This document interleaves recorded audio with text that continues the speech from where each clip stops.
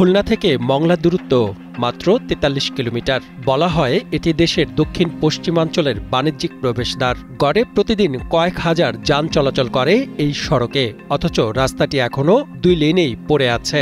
ফলে প্রায় ঘটছে ভয়াবহ দুর্ঘটনা, প্রাণ হারাচ্ছেন নিরীহ যাত্রী পথচারীরা। বাণিজ্যিক প্রবেশদ্বার হয়ে উঠেছে প্রাণহানির ফাঁদ। কাইসান যেবার চলে গেছে এই জন্য আর কোনো কাইসান আমার জীবনে যদি যায় তবে দিতে রাজি, কিন্তু আমার কাইসানের মতো আরো হাজার হাজার কাইসান আছে, তা আমি ওই দিন টের পাইলাম। সবশেষ নিহত হয়েছেন ২০ বছরের কাইসান কবির। ভর্তি হয়েছিলেন Bangladesh army university of engineering and টেকনোলজিতে। গত ১২ জুলাই ভাগাবাজার এলাকায় দুর্ঘটনায় প্রাণ হারান কাইসান।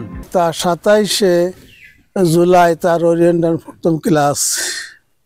ইচ্ছা ছিল বাবা ছেলে ওরিয়েন্টাল ক্লাস অংশগ্রহণ করবো, যাব। ২৫,০০০ টাকা খরচ করে আমি ভর্তি করেছিলাম। রাস্তার অবস্থা আমি সবাইকে বলি, রাস্তার অবস্থা এরকম না থাকে। আমার কাইসান যেবার চলে গেছে এই জন্য আর কোনো কাইসান। কাটাখালী হাইওয়ে থানার তথ্য অনুযায়ী ২০২৪ সালে খুলনা মংলা মহাসড়কে অন্তত ২৫টি দুর্ঘটনায় ২১ জন প্রাণ হারিয়েছেন। ২০২৫ সালের ৭ মাসে দুর্ঘটনার সংখ্যা বেড়ে দাঁড়িয়েছে ৩০টি। তাতে প্রাণহানি ঘটেছে ১৩ জনের। সংশ্লিষ্টরা বলছেন মহাসড়কটি উন্নয়ন হলে এতগুলো প্রাণহানি হয়তো গুনতে হতো না। বাংলাদেশের অন্যতম বড় একটি পোর্ট হচ্ছে আমাদের মোংলা পোর্ট, এবং এখানে রয়েছে সুন্দরবন পর্যটন এরিয়া। অনেকেই এইখানে ঘুরতে আসে। সো এই যে রাস্তা, আমাদের রাস্তাটা খুবই সংক্ষিপ্ত, ছোট। কিছুদিন আগেই একটা পর্যটন বাস অ্যাক্সিডেন্ট হয়েছে, মুখোমুখি সংঘর্ষ হয়েছে। যদি এই অ্যাক্সিডেন্ট বা এই ধরনের পোর্টের যে ভারী ট্রাকগুলো যায়, ভারী যানবাহনগুলো যায়, এইগুলোর জন্য এগুলো যদি আমাদের দুর্ঘটনা যদি আমরা রোধ করতে হয়, তাহলে অবশ্যই এটা 4 লেন্থের সড়ক দরকার। এটাই স্বাভাবিক, কিন্তু ১৭ বছর ধরে এই রাস্তাটি কিন্তু অবহেলিত। এখানে গাড়ির চাপ যে হারে বাড়ছে সেই হারে কিন্তু রাস্তার স্পেস নাই। আর মধ্যবিত্ত পরিবারের চলাচলের জন্য এই 3 হুইলার অতি জরুরি। বসুন্ধরা টিস্যু, অশুদ্ধতার বিরুদ্ধে এক বিন্দুও ছাড় নয়। পদ্মা সেতু উদ্বোধনের পর মোংলা বন্দরের গুরুত্ব বাড়লেও খুলনা মংলা মহাসড়কে কোনো পরিবর্তন আসেনি। বিশেষ করে কাটাখালী থেকে মংলা পর্যন্ত ৩২ কিলোমিটার রাস্তার অবস্থা একেবারে নাজুক। বিশ্ব ঐতিহ্য সুন্দরবনের পর্যটক রামপাল তাপ বিদ্যুৎ কেন্দ্র, নির্মাণাধীন খান জাহান আলী বিমানবন্দর সহ গুরুত্বপূর্ণ অবকাঠামোর জন্য প্রতিদিন শত শত গাড়ি চলাচল করে এই মহাসড়কে। স্থানীয়রা সহ বিভিন্ন যানবাহনের চালকরা জানান, ছোট ও বড় সব ধরনের পরিবহন চলাচল করে এই রাস্তায়। তাই দ্রুত 4 লেনে উন্নীত করা না হলে দুর্ঘটনা বন্ধ হবে না। রাস্তায় চাপ মেলা আমরা 4 লাইন হলে আমাদের ভালো হবে।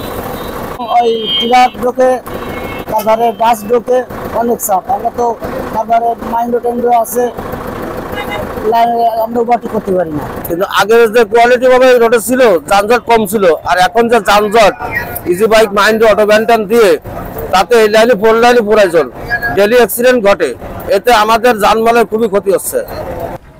এই রাস্তা দিয়ে আসলে আমি রেগুলারই চলাচল করি, কিন্তু এই যে খুলনা মোংলা এই যে মহাসড়ক, এই রোডে রেগুলারই বর্তমানে অ্যাক্সিডেন্টের হার বাড়ছে।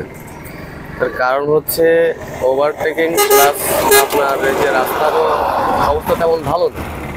কিন্তু এই রাস্তাটা আসলে যদি আমাদের আমরা যদি ভালোভাবে চলাচল করতে চাই, তাহলে আমাদের আসলে একটা 4 লেনের রাস্তা দরকার।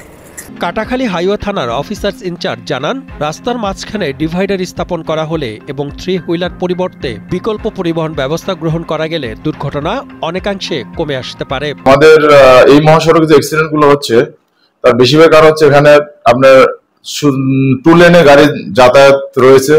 এখানে যদি 4 লেন হতো তাহলে কিছুটা হলেও দুর্ঘটনার সংখ্যা হ্রাস পেত।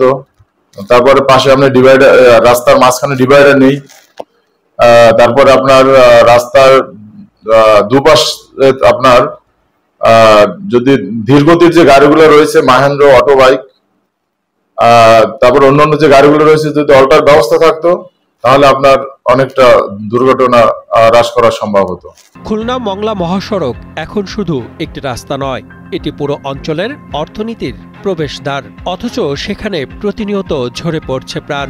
সংশ্লিষ্ট কর্তৃপক্ষের দৃষ্টি না পড়লে এই মহাসড়ক আরও ভয়াবহ রূপ নেবে, এটাই মনে করছেন এলাকাবাসী। খুলনার মংলা থেকে মাসুম বিল্লার পাঠানো তথ্যচিত্রে ডেস্ক রিপোর্ট, কালের কণ্ঠ।